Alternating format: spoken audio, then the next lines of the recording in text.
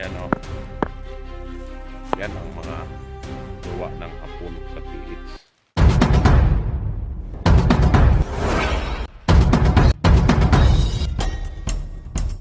Magandang araw mga ka-PH, ano?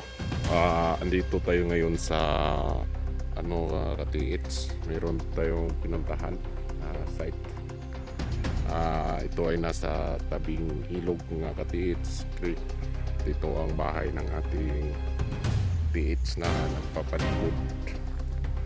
Doon ay mayroong tulay dyan mga ka-PH. Daanan.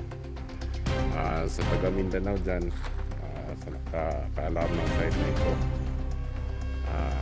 ito yung ating pinuntahan.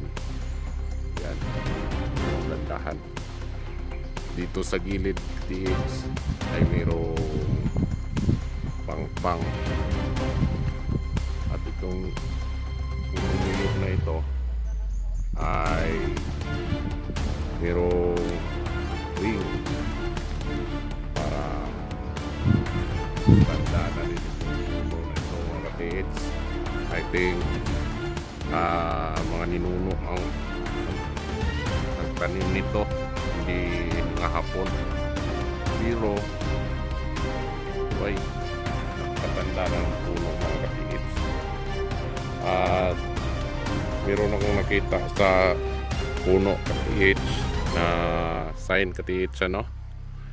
Ayan, itong sign na to ka-PH, ano, kataas ng niyog mga ka-PH. Parang sign ito ka-PH, ano? Yan, no? V sign na mayroong pressure point ka-PH. Ayan, pero abot lang ng tao ka-PH. Parang ginawang sign o di kaya tinatadyak lang mga ka-PH. Tinatadyak ng itak. Hindi tayo basta-basta maniniwala pag andyan sa niyog tas abot lang ng tao ka-PH, ano? Dahil ito ay abot lang ng tao, parang initak. Pero meron tayong sign dito ka-PH na nakikita. Ayan, isang cemented rock. Ay ano, ay mga balas-balas. Ganito yung mga nilagyan nila ng deposit mga ka-PH. Ganyan. Ayan o, mayroong mga lamigas na lumabas. Pero posible ring pinagbaunan ito mga ka-PH kung ito'y gawa nga ng hapon na tinanim mga ka-PH. Ay posibleng dito sa tungod ng puno mga ka-PH ng old na niyog. Itong niyog na ito napakataas ka-PH, parang hapon ang nagtanim nito mga ka-PH. At dito naman tayo mga ka-PH.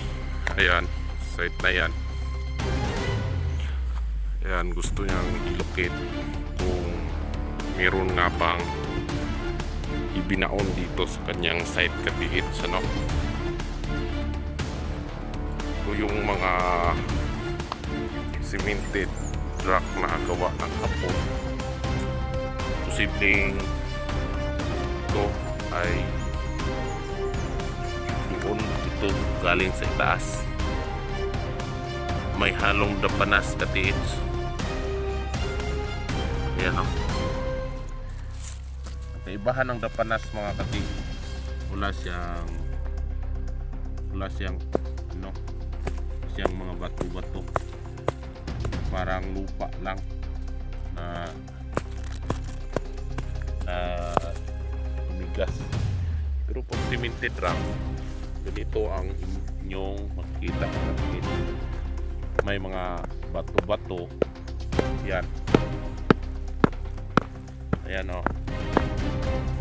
Yan ang mga gawa ng hapon. Ayan. May mga balas-balas. Di yan masyadong matigas yung pag naandoon ka na sa gitna, napakatigas niyan katigit. No? Ayan. At dito tayo sa itaas katigit. Ayan. Ang dito naman na sign katigit ay mayroong mga malalaking bato na ihalo na one side na pag ganyan ay buyat dahil yung mga bato na yan ay doon sa sapa yan kinuha at ginawa nila, inalo nila sa ganito na panas na ginawang simento nila dahil noon wala pang simento noon, chemical ang kanilang ginagamit. PH dito, meron na dito. At sa tingin ko sa site na ito ka-TH ay mayroong tunnel enclosed dito dahil ang site na ito ay may malaking bitugo at posibleng itong site na ito mayroon daw malaking balitigan sa taas noon ay mayroong nakabantay dito mga ka-TH na mga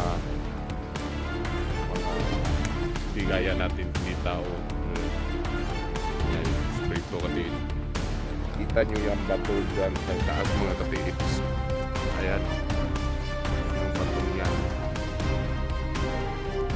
One, yan yung una natin inanak na mayroong deposit ang nilagay dyan. Isa yung bilog ka-TH, isang deposit. At dyan sa gilid na yan mayroong mga sign, may mga sign dyan ka-TH dyan. Yang batong yan no, kabilog sayang gawa ng hapon, hindi yan dapanas. Mayroong sa gulya na mga malalaking bato tulad nito mga ka-TH. So yan, ayan. Pag nag-treasure hunting kayo mga ka-TH, dapat yung pag-aralan ang mga sign para hindi kayo mapapaiwas sa posibleng nilagay.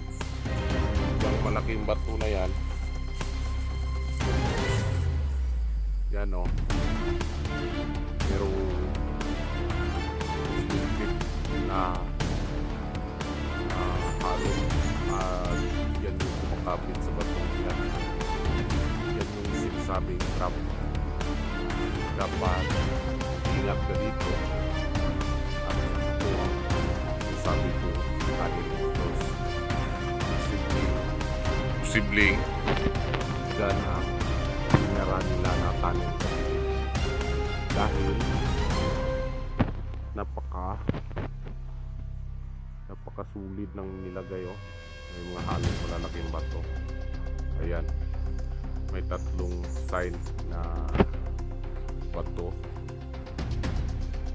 Yan o, sign yan ka-TH, ang tatlong yan dito sa gilid. Yan, meron yang nakadikit noon, yun yung nalaglag yung binidyohan natin kanina. Yun lang ka-TH ang posibleng kunin nyo lang dito yung deposito. Kung hindi man iikot doon sa panas na yon, yung lukito o di kaya mga detector nyo ay posibleng nilagyan nila ng takip kung may mga uling o di kaya yung guma para hindi sisingaw yung load at para hindi ikot yung mga locator at hindi may detect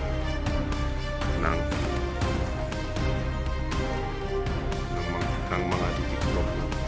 Itong trap na to simple din meron sa ilagay sa batong trap yan, kahit pag ikaw ay naghukay dyan pero hindi mo yan kinuha muna ay talagang mapagsakan ganyan mga katiits.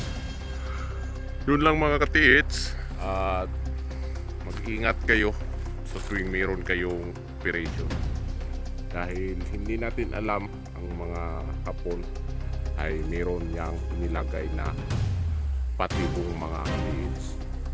Yun lang, keep safe at mag-ingat tayo sa ating mga bawat hakbang na gagawin. Yun lang katiits. God bless to all mga katiits.